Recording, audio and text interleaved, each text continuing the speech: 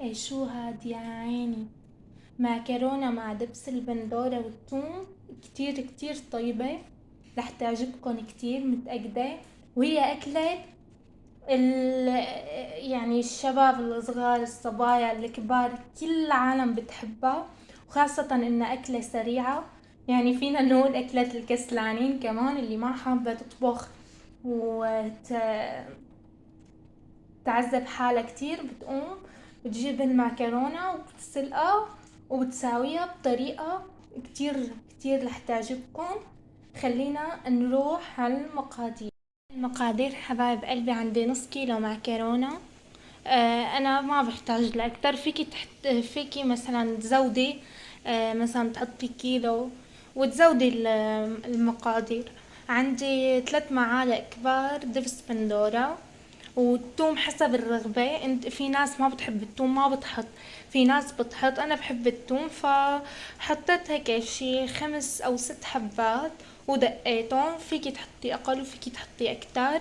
عندي ربع كاسة زيت. هلا في ناس بتحط سمنة كمان، انا بفضل الزيت اكتر، يعني انا شخصيا بحب الزيت اكتر معه.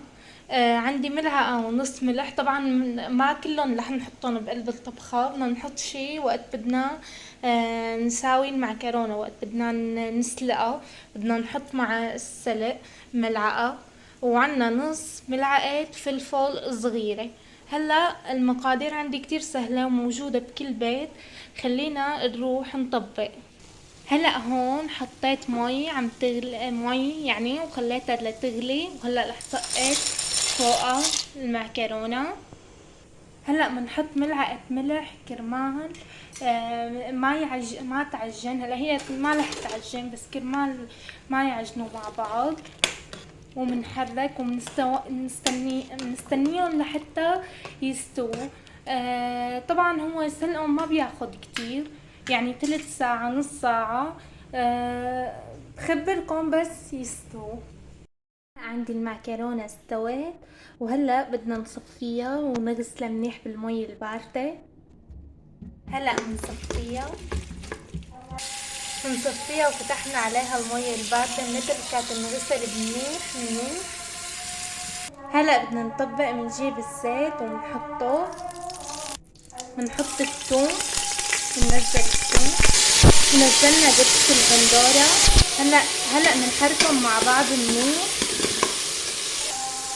نحركهم مع بعض منيح. كتير بتعطي طعمة طيبة اذا سوينا هاي الحركة قبل ما ننزل المعكرونة. هلا بننزل المعكرونة وبنحركهم مع بعض منيح. طبعا بعد ما تركناهم شوي. هلا بننزل مكعب الماجي، بنفرفطه وبننزله، والملح والفلفل. وهلا هيك عنا استوت. خلينا ندوق طعمتها. شايفين كيف؟ مم. كتير كتير كتير طيبة. بتمنى تجربوها كلكم، كتير رح تحبوها. إذا عجبتكم الوصفة لا تنسوا الاشتراك بالقناة والضغط على اللايك، وتكتبولي رأيكم.